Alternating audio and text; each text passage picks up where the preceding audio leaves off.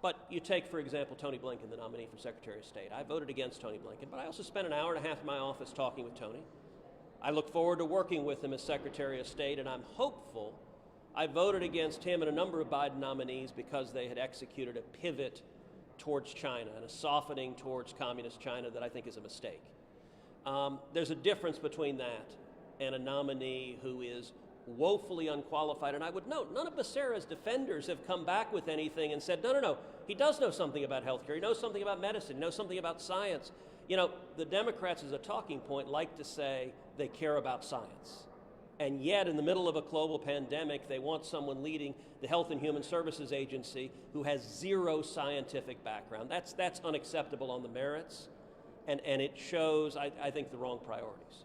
Senator Marshall, why is this a good faith no vote if you're going to vote no on basically all of the nominees anyway?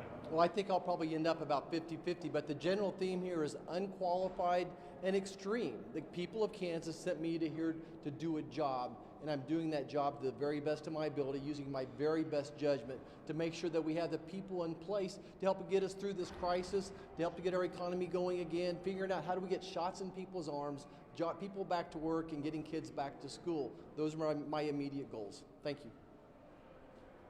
Yep. You met with Mr. Becerra, and has the White House made him available to meet with you if that's something you're interested in doing? I have. We had the hearings with him. He's had 2 back-to-back hearings, but I've not personally met with him, have met him before, and had the opportunity to be able to interact with him.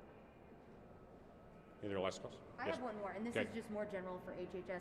We know right now that there are illegal immigrants who are either in border detention facilities or wherever they are that are receiving COVID testing and COVID vaccines. Is that something you would be concerned about increasing with Becerra heading HHS? I would assume HHS will be very involved in the COVID testing and COVID vaccines, and he's been pretty outspoken that Becerra wants to also have health care for everyone who's not legally present here in the country.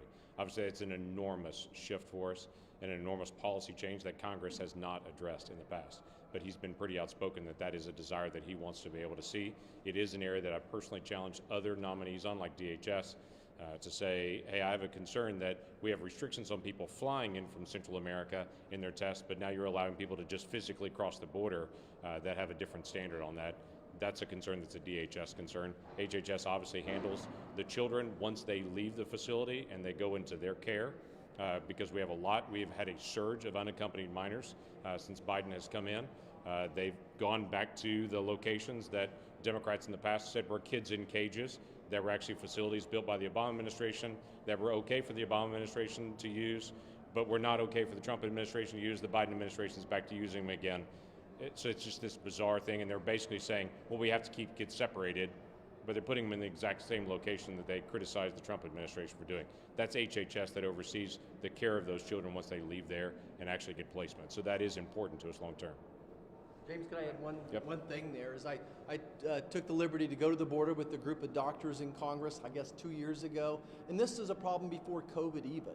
We have a limited number of resources, and before there was COVID, there was tuberculosis and hepatitis, other types of contagious disease which are more prominent in Mexico and Central America as well. So it was a stress before, and then it just becomes a volume issue, trying to keep up with all the numbers of people. Our folks down there, our doctors, our nurses are very committed, doing the best they can, but there's a certain amount of volume that we're able to do. And then this increased numbers is going to stress them even more.